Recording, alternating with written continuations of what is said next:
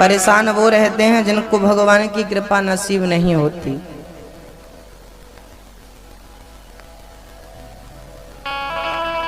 महाभारत का युद्ध हुआ, 99 कौरव मर गए। दुर्योधन था,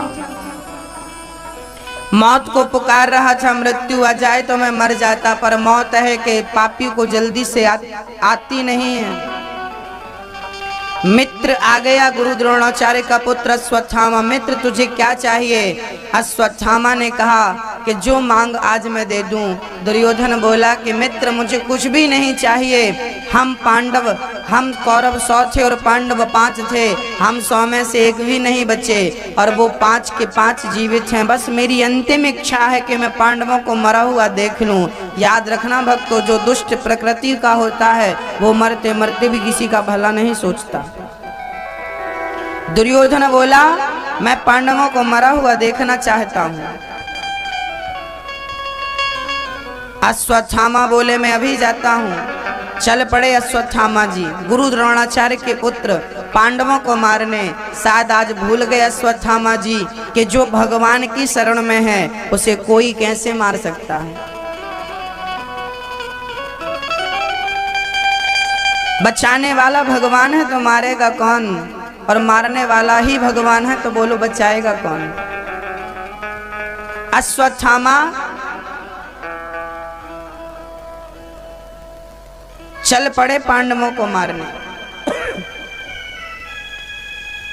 पांडवों को भगवान ने अर्धरात्रि को उठाया, उठिए, उठाकर कहा कि सारे जमाने में सारी दुनिया आपके जीत का जश्न मना रही है और आप सो रहे हो, जाओ आशीर्वाद दो। पांडवों को भगवान उठाकर दूसरी जगह ले गए। खाली बिस्तर देखकर द्रौपदी के 5 बच्चे वहां आकर सो गए। द्रौपदी के 5 पुत्र सो गए।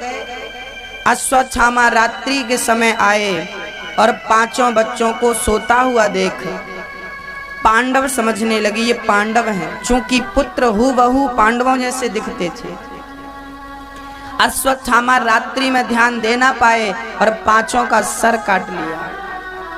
5 का सर काट के वहां से मित्र के पास चले। दुर्योधन देख मैंने तेरे दुश्मनों को मार डाला। दुर्योधन ने ध्यान से देखा, पांडव नहीं मित्र, ये पांडवों के पुत्र हैं। पहले प्रसन्नता हुई कि पांडव मर गए, बाद में दुख हो गया कि ये पांडव नहीं पुत्र हैं। उसी समय दुर्योधन मर गया। पहले सुख बाद में दुख, उसे वरदान ही था कि पहले सुख और बाद में दुख होगा, तभी तेरी मृत्यु होगी। अश्वत्थामा अब डर गए कि मेरे द्वारा तो अपराध हो गया, बच्चों को मार डाला मैंने, भागे वहां से। सुबह द्रौपदी ने देखा कि मेरे बच्चे सोकर नहीं उठे। जाकर देखा तो 5 बच्चों के धड़ तो थे, सर किसी का नहीं, और मां रो पड़ी। पुत्र पुत्र अर्जुन आ गए। अर्जुन ने कहा देवी क्या हुआ? मेरे पुत्रों को मार दिया अश्वत्थामा ने। अर्जुन बोले द्रौपदी तेरे पुत्रों के दुश्मन को आज मैं सूर्य अस्त के पहले तेरे सामने लाकर खड़ा करूंगा। जो सजा तू देना चाहे उस दुष्ट को देना। अर्जुन चल पड़े कृष्ण को सारथी बनाकर। आगे आगे कृष्ण, पीछे पीछे अर्जुन। अश्वत्थामा के रथ के समक्ष खड़ा कर दिया। अश्वत्थामा भयभीत हो गया। उसने अपने बचाव में ब्रह्मास्त्र चला दिया अर्जुन को मारने। अर्जुन कृष्ण की शरण में आकर बोल पड़े। गर्जना करता हुआ ब्रह्मास्त्र अर्जुन की ओर बढ़ा।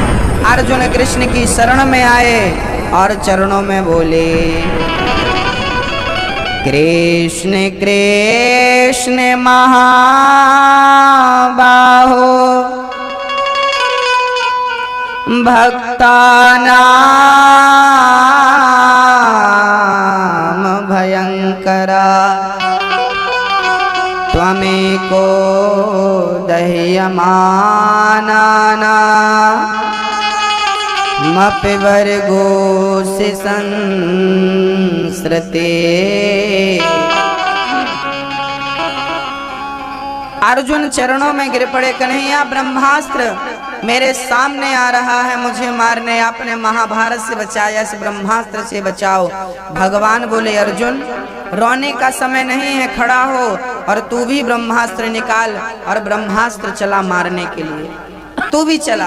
अर्जुन ने चलाया, एक तरफ से दूसरी तरफ से ब्रह्मास्त्र अर्जुन ने छोड़ा, अश्वत्थामा ने छोड़ा। दोनों ब्रह्मास्त्र जब टकराए पृथ्वी कांपने लगी, डोलने लगी, कंपन होने लगा। भगवान ने दोनों ब्रह्मास्त्र को शांत किया। अर्जुन ने अश्वत्थामा के केस पकड़े और लाकर के द्रौपदी के समक्ष खड़ा कर दिया। द्रौपदी तेरे पुत्र का हत्यारा तेरे सामने खड़ा है, जो सजा देना चाहती है दे दे। क्या सजा देना चाहती है? द्रौपदी ने देखा कि अश्वत्थामा बंधा हुआ था, हाथ पांव सब बंधे थे। द्रौपदी ने जाकर के अश्वत्थामा के हाथ खोल दिए, पांव खोल दिए और कहा अश्वत्थामा जाओ यहाँ से, भाग जाओ। अर्जुन बोले द्रौपदी क्या तुझे से हत्यारे पर दया आ रही है? द्रौपदी बोली दया मुझे इस पर नहीं, इसकी माँ पर आ रही है। आज मैं बच्चे के लिए रो रही हूँ और कल इसकी माँ इसके लिए रोएगी, और एक माँ दूसरी माँ को रोते हुए भला कैसे देख सकती है? इसको मार देने से क्या मेरे मरे हुए बच्चे जीवित हो जाएंगे? नहीं ना, तो आप इसे क्यों मारते हैं? छोड़ दीजिए इसे। कन्हैया बोले द्रौपदी तुम इस हत्यारे पर दया कर रही हो? हाँ केशव मुझे दया आ रही है। भगवान ने कहा कि बहन तुम श्रेष्ठ हो, दया कैसी होनी चाहिए? एक मैया बोली गुरुजी दया कब तक करें? तो हमसे मत पूछो कब तक करो, शास्त्र से पूछो कब तक करो। तुलसी दया न छोड़िए कब तक, जब तक घट में प्राण। दया धर्म का मूल है, पाप मूल अभिमान। दया हमारा धर्म है। द्रौपदी के 5 बच्चे मर गए और इस हाल में भी वो दया कर रही है।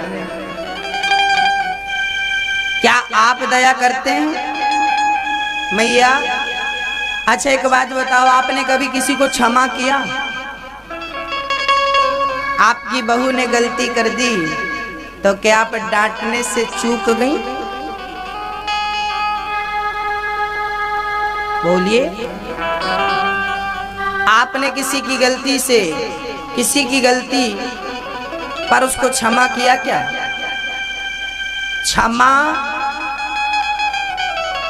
हमारा श्रृंगार है, हमारी सुंदरता है। क्षमा जरूरी है। द्रौपदी हत्यारे को क्षमा कर रही है। हमें क्षमा करना चाहिए। जब हम किसी को क्षमा नहीं करेंगे तो क्या हमें ईश्वर क्षमा करेगा? हम भी तो अपराधी हैं। क्या हमसे अपराध नहीं होते? हमारे अपराधों को भगवान क्षमा करते हैं, तो हमें भी लोगों के छोटे मोटे अपराधों को क्षमा कर देना चाहिए। भूल जानी चाहिए बातें। लोग गांठ बांध के रख लेते हैं, फलाने ने हमें गाली दी, याद है मैंने कथा सुनाई आपको, आपको याद नहीं है? एक मैया बोली गुरुजी हमारी सास ने हमें 10 साल पहले गाली दी थी, हमें अभी तक पूरी बातें याद है सास की। सास की पूरी बातें याद हैं, लेकिन मैंने कथा सुनाई आपको कल ही, और आज ही आप भूल गए कि कल हमने क्या सुना। कथा याद नहीं है, अच्छी बातें याद नहीं है, गाली याद है। याद है? आप में से कौन कौन सी बहुओं को सास की गालियां याद है?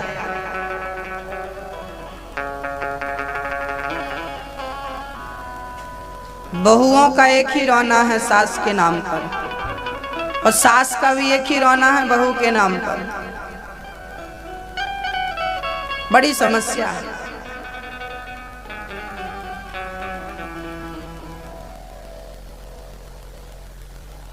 गांठ बांधना हो, कथा की गांठ बांधो। याद रखना है, भगवान के नाम को याद रखो, कथा को याद रखो। द्रौपदी क्षमा करती है क्योंकि वो माँ है, और माँ के हृदय में करुणा है। द्रौपदी क्षमा कर देती है। भीम भैया बोले मैं छोड़ने वाला नहीं।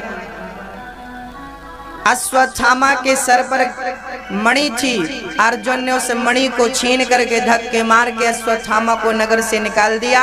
अश्वत्थामा के अंदर बदले की भावना जागी और उन्होंने अभिमन्यु के पुत्र को मारने के लिए ब्रह्मास्त्र चला दिया। अभिमन्यु महाभारत में मर चुके थे चक्रव्यूह में। उनकी पत्नी उत्तरा गर्भवती थी, उस बच्चे को मारने ब्रह्मास्त्र चला दिया। अभिमन्यु की पत्नी ने देखा, उत्तरा ने देखा मेरे पीछे शक्ति पुंज आ रहा है, मेरे पुत्र को मारने। उत्तरा बिना देर लगाए कृष्ण की शरण में चली गई।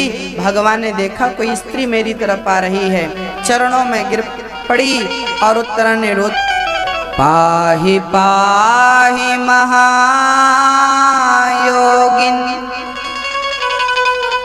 देव देव जगत्पते नान्यं त्वद्भयं पश्ये यत्र मृत्युः परस्परम्।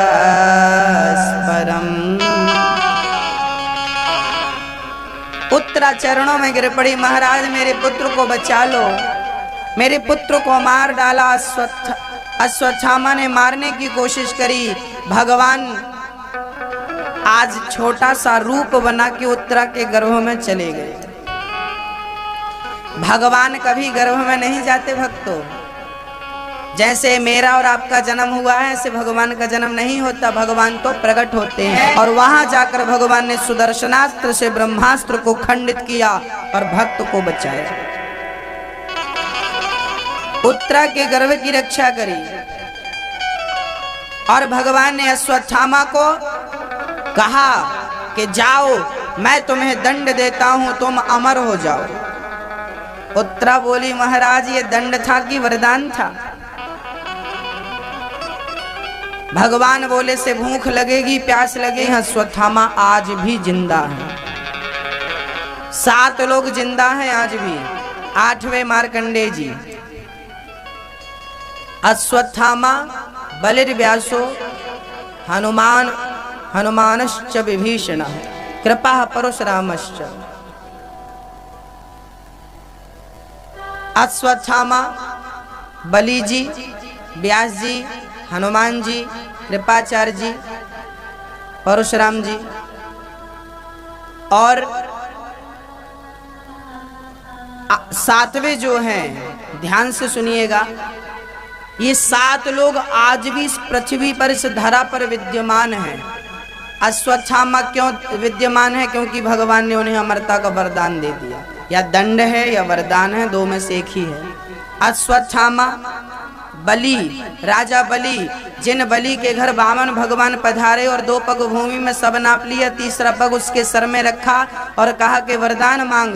बोला कि मैं आपके दर्शन करता रहूं। तब भगवान ने पाताल का राजा बनाया राजा बलि को और कहा कि मेरा दर्शन करते रहना। द्वारपाल बन के वामन भगवान खड़े हो गए तो हनुमान जी यहाँ रुक गए क्योंकि यहाँ कथा है। तो विभीषण, हनुमान जी के बाद विभीषण जी महाराज अमर हैं क्योंकि उनको अमरता का वरदान भगवान ने दिया था। जो संपत्ति से विराव नहीं दीन दिए दसमाथ, सोई संपत्ति विभीषण नहीं सकुच दीन ही रघुनाथ। विभीषण और 8वें मार्कंडेय जी, ये अष्ट लोग आज के युग में भी जीवित बतलाए जाते हैं। हनुमान जी तो 4 युग पर ताप तुम्हारा लिखा है।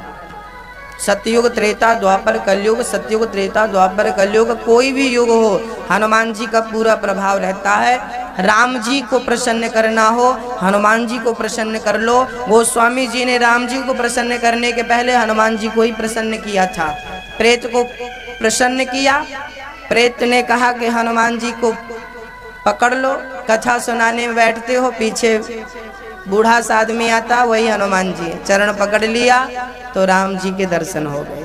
तो राम तक पहुंचना हो तो हनुमान जी के पास से ही आपको गुजरना पड़ेगा। आज अश्वत्थामा को भगवान ने अमरता का वरदान दे दिया, आज भी वो जिंदा हैं, जीवित हैं। अब भगवान श्री कृष्ण जाने लगे, काकी बुआ जी अब मुझे आज्ञा दो कुंती बुआ, अब मैं जा रहा हूँ क्योंकि मेरी द्वारिका पूरी खाली है, मेरे बिना वहाँ संकट ना आ जाए। भगवान जाने लगे, माँ कुंती हाथ जोड़ के स्तुति करने लगे। कृष्णाय वासुदेवाय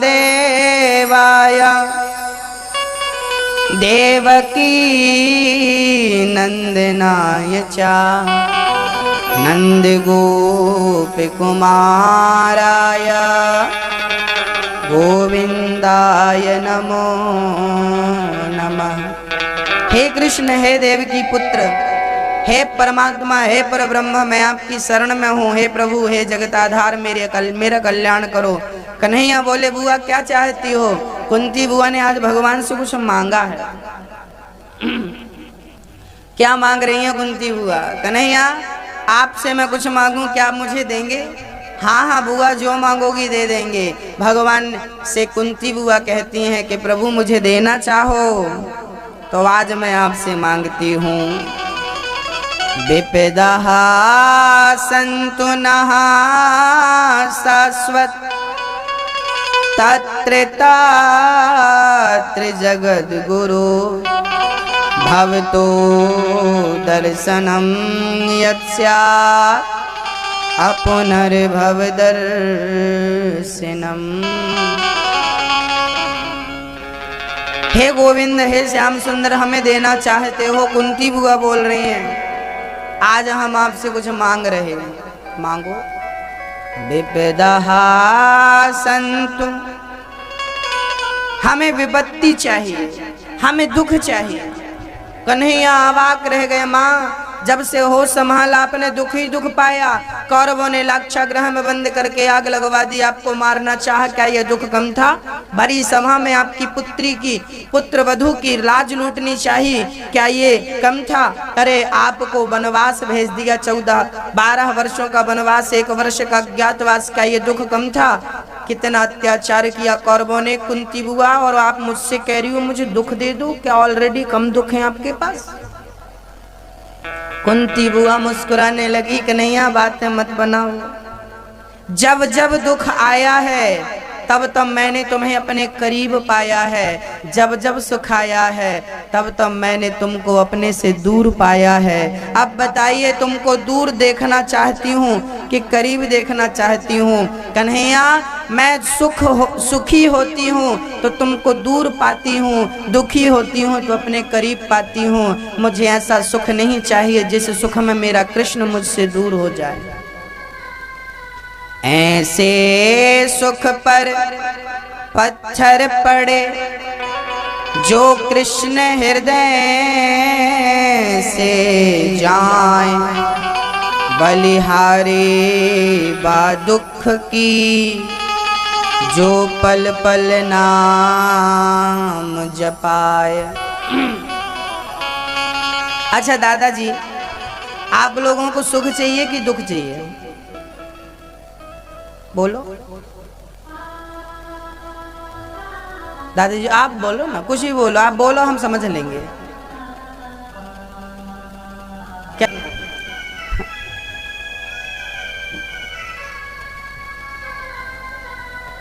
एक आदमी हमसे बोला, गुरुजी हमको सट्टा का नंबर बता दो बस। हमको कुछ मत दो, हमको सट्टा का नंबर दे दो।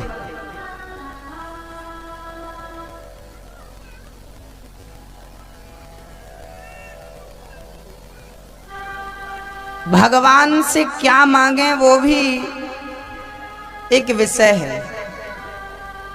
कुंती बुआ ने क्या मांगा सुन लो। कुंती बुआ कहती हैं हमें सुख नहीं चाहिए, क्योंकि सुख में आपका विस्मरण हो जाता है, आपको भूल जाती है। हमें दुख चाहिए, हम दुखी रहना चाहती हैं। कन्हैया बोले बुआ आपको मैं दुख कैसे दे सकता हूँ,